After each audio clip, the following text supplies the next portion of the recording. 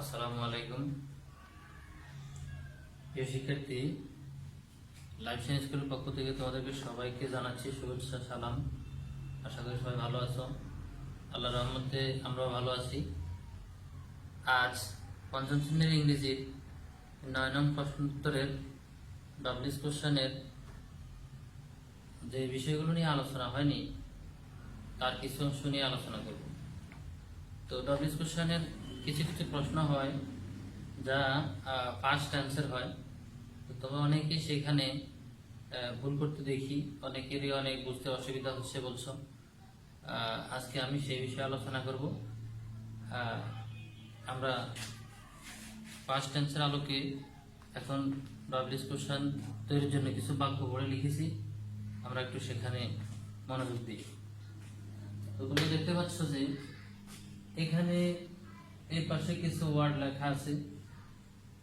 এই ওয়ার্ডগুলোর দুইটা রূপ আছে। এখানে দেখো, একটা প্রেজেন্ট ফর্ম আর একটা পাস্ট ফর্ম। আমরা প্রেজেন্ট ফর্মে বলি আমি যাই, আর পাস্ট ফর্মে বলি আমি গিয়েছিলাম। যেমন আই গো আমি যাই, কিন্তু আই ওয়েন্ট আমি গিয়েছিলাম। ঠিক আই ডু আমি করি, আই ডিড আমি করেছিলাম, এগুলো ফার্স্ট ফর্ম। অথবা হি ইটস সে খায়, হি অ্যাট সে খেয়েছিল। আই রিড আমি পড়ি, হি রিড সে পড়েছিল। তোমাদের অনেকে প্রশ্ন থাকতে পারে, স্যার তো রিড তো দুটা একই রকম। হ্যাঁ, রিড প্রেজেন্ট ফর্ম আর পাস্ট ফর্ম এটা একই রূপ থাকে, রূপ চেঞ্জ হয় না। এরকম আরো আছে, রিড আছে, কাট আছে, তার ফুট আছে। তো এবার আসো, আমরা প্রেজেন্ট ফর্মটা বুঝতে পারলাম, ফার্স্ট ফর্মটা বুঝতে পারলাম। এখন প্রশ্ন হচ্ছে, প্রেজেন্ট ফর্মে আমরা ক্লাস করেছি, কিন্তু এই ফার্স্ট ফর্ম যখন থাকে ভার্বের মধ্যে, ভার্ব যখন ফার্স্ট ফর্মে হয়, তখন আমাদের ভিতরে একটা দ্বন্দ্ব কাজ করে, দ্বিধা কাজ করে যে এরকম হলে ডব্লিউএস কোশ্চেনটা কেমন হবে। তো দেখো, আমি এরকম কিছু দিয়েই, যেমন এই যে ওয়েন্ট, অ্যাড, তারপরে এই যে প্লেট, এই যে টকড, রিড, এরকম কিছু দিয়ে আমি আজকে ডব্লিউএস কোশ্চেনের ক্লাসটা সাজিয়েছি। দেখো, তোমাদের সাথে সেই বিষয়ে আমরা আলোচনা করব। আমি আগে বলেছিলাম যে যেই শব্দ বা শব্দ যুগলের নিচে আন্ডারলাইন থাকবে, আমরা আমাদের প্রশ্নে সেই শব্দটাই জানতে চাইবো। এখানে লেখা আছে টু ব্রিং মেডিসিন, ওষুধ আনতে। আমরা বলবো কেন? বলে না যে ভাইয়া ওষুধ আনতে গিয়েছে। তো কেউ বলে না, প্রশ্ন করে না যে তোমার ভাইয়া বাইরে কেন গিয়েছেন। তো কেন? ওষুধ আনতে গিয়েছেন। কেন উত্তর হচ্ছে আনতে গিয়েছেন। তো এখানে যেহেতু একটা কাজের নিচে আন্ডারলাইন, ঠিক আমরা কেন গিয়েছে হোয়াই দিয়ে প্রশ্ন শুরু করবো। একইভাবে এখানে আছে অ্যান অরেঞ্জ, একটা কমলা। এখন কমলা একটা বস্তু আমরা যদি এই বিষয়ে প্রশ্ন করতে যাই, আমরা বলবো কি। ধরো সে একটা কমলা খেয়েছে, কেউ আসে প্রশ্ন করতে পারে যে সে কি খেয়েছে, তারা হোয়াট দিয়ে প্রশ্ন করতে পারি। ঠিক এইভাবে আমরা এখন আলোচনা করব। তো শুরু করা যাক। যে লেখা আছে তমাল ওয়েন্ট টু ব্রিং মেডিসিন, তমাল ওষুধ আনতে গিয়েছিল। আন্ডারলাইন আছে টু ব্রিং মেডিসিনের নিচে, অর্থাৎ ওষুধ আনতে, এই শব্দের যুগলের নিচে আন্ডারলাইন আছে। আমরা এখন এইটাই আমাদের প্রশ্নে জানতে চাই যে তমাল কেন গিয়েছিল। খেয়াল রেখো, এটা ওয়েন্ট, এটা গো নয়। গো হলে হয়তো যায়, কিন্তু এখানে অতীতের কাজ, পাস্ট টেন্স। তো এখন যদি আমরা প্রশ্ন করি, বাক্যে আছে তমাল ওয়েন্ট টু ব্রিং মেডিসিন, তমাল ওষুধ আনতে গিয়েছিল, আমরা বলবো তমাল কেন গিয়েছিল। তো তমাল কেন গিয়েছিল, কেন ইংরেজি হচ্ছে হোয়াই। আমরা ডব্লিউএইচ ওয়ার্ডগুলোর ক্লাসে মনে আছে কিনা যে এইভাবে করেছিলাম, হোয়াই অর্থ কি, হুইচ অর্থ কি, হোয়াট অর্থ কি, সেগুলোর আলোকে বলছি। তো আমরা এখন বলবো তমাল কেন গিয়েছিল। তাহলে কেন ইংরেজি হচ্ছে হোয়াই। আমাদের প্রশ্নটা হোয়াই দিয়ে শুরু হবে। প্রশ্ন নাম্বার 1, যে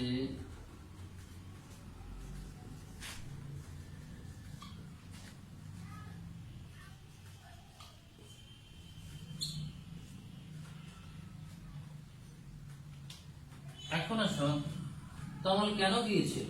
হোয়াই ডিড তমাল গো। এই যে ডব্লিউএইচ কোশ্চেনে যখন আমরা ফার্স্ট টেন্সের দিকে ফার্স্ট টেন্সের বাক্য থাকবে, তখন আমাদের প্রেজেন্ট টেন্সের ডু ডাজ আসতো, আর ফার্স্ট টেন্স আসবে ডিড। তোমরা একেবারে প্রথম ক্লাসটা দেখলে আমার বুঝতে পারবে, সেখানে এই বিষয়ে আরেকটা আলোচনা আছে যে যেহেতু ডু প্রেজেন্ট ফর্ম, এখন এটা যেহেতু ফার্স্ট ফর্ম, সেজন্য এই অক্সিলারি ভার্ব ডুর পরিবর্তে এখন ডিড হয়েছে। তাহলে যখন একটা ভার্ব ডিড হয়ে যাবে, পাস্ট টেন্সের হয়ে যাবে, পরবর্তী ভার্বটা প্রেজেন্ট টেন্সে চলে আসবে। যেমন এখানে তোমাদের অনেক প্রশ্ন থাকতে পারে, স্যার এখানে তো ওয়েন্ট ছিল কিন্তু আপনি এখানে গো কেন লিখলেন? ওয়েন্ট হচ্ছে ফার্স্ট ফর্ম, গো হচ্ছে প্রেজেন্ট ফর্ম। আমি গো এই কারণে লিখেছি, তার আগে তোমরা দেখো একটা অক্সিলিয়ারি ভার্ব এখানে এসেছে, এটা কিন্তু ডু নয়, এটা ডিড, এটা ফার্স্ট টেন্স। এটা ফার্স্ট টেন্স হওয়ার কারণে মূল ভার্বটা আমার প্রেজেন্ট টেন্সে হয়ে গেছে। মনে রাখবে সবগুলো সেন্টেন্সে এরকম প্রায়, তোমরা তো এখন আমার বাকি সেন্টেন্সগুলো লিখলে দিতে পারবে। মনে রাখবে ডিড আসলে পরের যে ফার্স্ট ফর্মের যে ভার্ব ছিল সেই ভার্বটা এখানে প্রেজেন্ট ফর্ম হয়ে যাবে, এটা গো হয়ে যাবে। এই যে গো ছিল ওয়েন্ট, কিন্তু এখানে ডিড আসার কারণে, ডিড ফার্স্ট টেন্স হওয়ার কারণে এই ওয়েন্ট এবার এখানে প্রেজেন্ট টেন্স গো হয়েছে। চলে যাই পরের বাক্যে, লেখা আছে সীমা এট অ্যান অরেঞ্জ। সীমা একটি কমলা খেয়েছিল।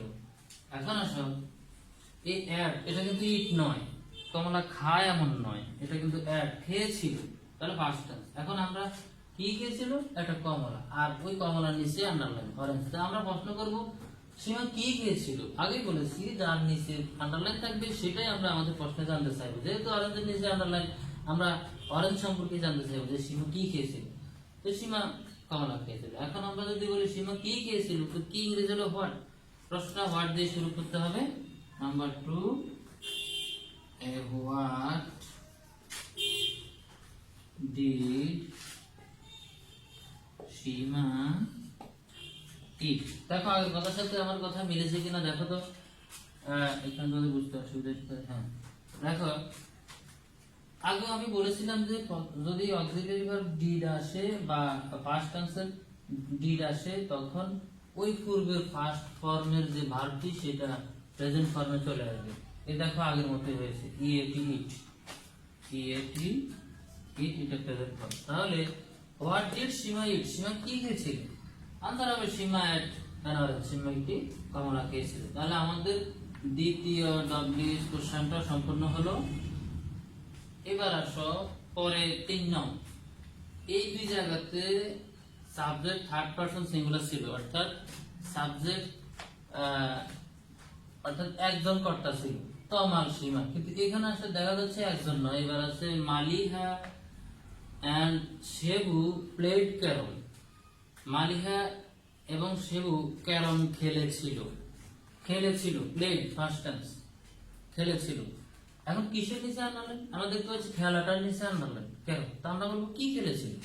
ওই আগে বললাম যার নিচে আন্ডারলাইন থাকবে আমরা সেটাই প্রশ্ন করবো, সেটাই প্রশ্ন জানতে চাইবো। তাহলে Maliha and Shebu played carrom, Maliha এবং শেবু ক্যারম খেলেছিল। তা আমরা প্রশ্ন করব যে মালিহা এবং শেবু কি খেলেছিল, তাহলে কি ইংরেজি ওই যে হোয়াট। তাহলে আমরা হোয়াট দিয়ে শুরু করতে পারি আবার, যে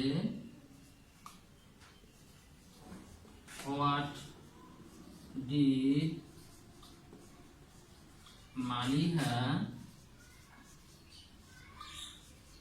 and Shebu play?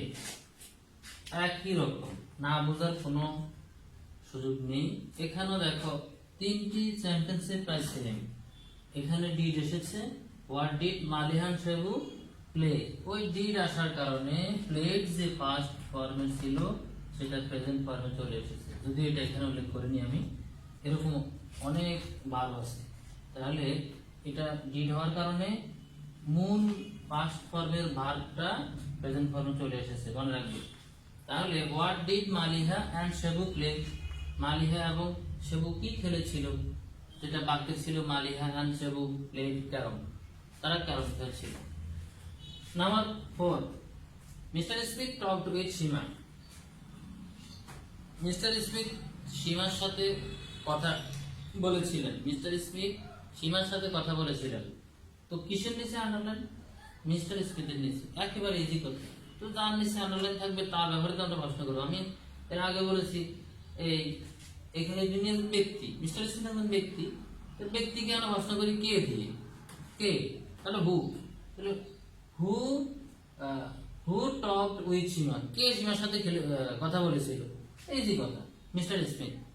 Mister Smith talked with Sima, মিস্টার স্মিথের নিচে আন্ডারলাইন। আমরা প্রশ্ন করবো মিস্টার স্মিথ সম্পর্কে, এজন্য বাক্যটা হবে who talked with Seema.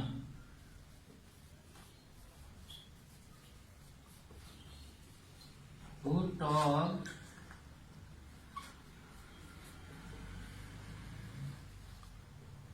with Sima. Who talked with Sima? কে সীমার সাথে কথা বলেছিল? Mister Smith talked with Seema.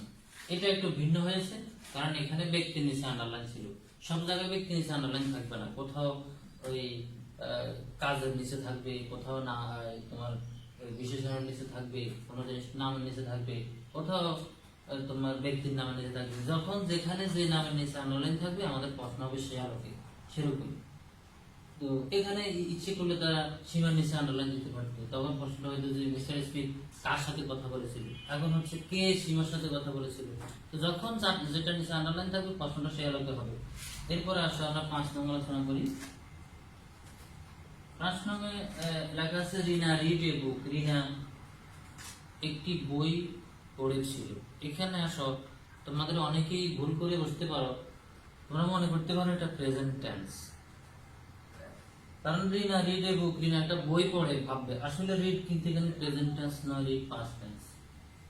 Read এর প্রেজেন্ট টেন্সের রূপ যা, পাস্ট টেন্সের রূপ তা। তো এখন তুমি পার্থক্য করবে কি করে? এভাবে পার্থক্য করতে পারবে, যদি এটা প্রেজেন্ট টেন্সের হইতো, প্রেজেন্ট সিম্পল টেন্সের subject third person singular number হলে ভার্ব শেষে এস অথবা ইয়েস হয়। দেখো এখানে এসও নাই ইয়েসও নাই, তাহলে এটা প্রেজেন্ট সিম্পল নয়। যদি এটা প্রেজেন্ট সিম্পল টেন্সের হইতো, বাক্যটা এমন হতো রিনা রিডস এ বুক, রিনা একটি বই পড়ে। কিন্তু সেরকম নাই, আছে রিনা রিড এ বুক, তার মানে রিনা একটা বই পড়েছিল, এটা পাস্ট টেন্স। তো পড়েছিল এটা পাস্ট টেন্স। তো পাস্ট টেন্স আমরা কিভাবে প্রশ্ন করেছি এর আগে যেভাবে করেছি, যেমন এখানে রিনা একটি বই পড়েছিল, তো বইয়ের নিচে আন্ডারলাইন একটা বই, তো আমরা বলবো রিনা কি পড়েছিল। রিনা কি পড়েছিল? উত্তর হবে এ বুক, একটা বই। তাহলে প্রশ্নটা করি, কি ইংরেজি হচ্ছে হোয়াট। হোয়াট দিয়ে শুরু করি।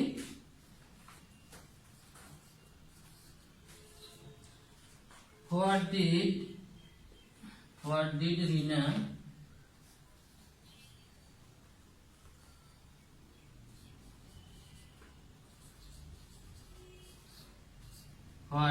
Rina read? রিনা কি পড়েছিল? এখন তোমাদের অনেককে প্রশ্ন করলে একটু ভাবতে হবে উত্তরটা দিতে।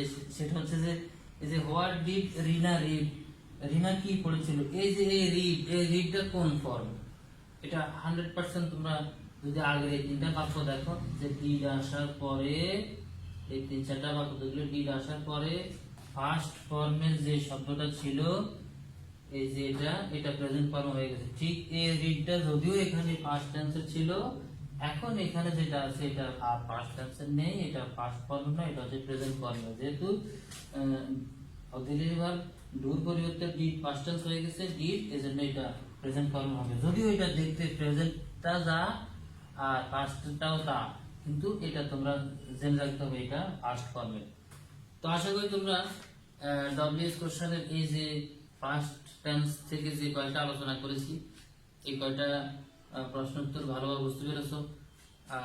এগুলো আরো কয়েকবার পড়বে এবং লিখবে। লেখার পরে তোমরা এই আলোকে আরো কিছু প্রশ্ন নিজ থেকে তৈরি করবে, ইচ্ছে করে লিখতে পারবে। ধরুন এখানে বুক না দিয়ে তুমি দি হোলি কোরআন লিখতে পারো, তারপর মিস্টার স্মিথ না দিয়ে আরেকজন দিতে পারো, টক না দিয়ে প্লেট দিতে পারো, আরো অনেক কাজ আছে, অথবা কট দিতে পারো। তারপরে এরকম দিয়ে দিয়ে নিজের মতো করে আরো কতগুলো পাস্ট টেন্সের বাক্য তৈরি করবে, এবং সেই বাক্যগুলোকে ঠিক এভাবে আন্ডারলাইন করে, অন্তত আমি যেভাবে করেছি এভাবে তোমরা করার চেষ্টা করবে এবং লিখবে। আশা করি পাস্ট টেন্স থেকে মোটামুটি তোমরা পরীক্ষা আসলে লিখতে পারবে। এছাড়াও যদি তোমাদের কোনো প্রশ্ন থাকে বা তোমাদের কোনো বুঝতে অসুবিধা হয়, তোমরা প্রশ্ন করবে, যোগাযোগ করবে, ইনশাল্লাহ তোমাদের এই বিষয়ের সমস্যার সমাধান হয়ে যাবে। তো আজ এই পর্যন্ত, তোমরা সবাই ভালো থেকো। আল্লাহ হাফেজ।